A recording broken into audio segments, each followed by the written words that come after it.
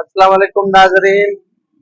जैसा कि आप देख रहे हो कि ये इम्प्रेस मार्केट कराची का है। सदर का गुलजान आबादी, हर तरफ शोर ही शोर, हर तरफ जो है वो नफसा नफसी का आलम।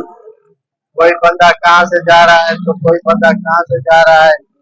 ये मोबाइल मार्केट में तकरीबन करोड़ों का रोजाना बिजनेस होता है। ये जरा आम नहीं, लेकिन यहाँ पे टैक्सेस अगर हिसाब किया जाए तो वो सबको बेशतर दुकानदार टैक्सेस देते हैं।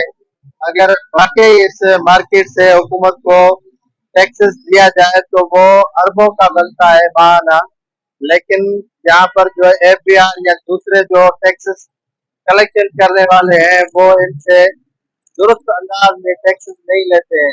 नाज़रीन, ये बाइक खड़ी करने का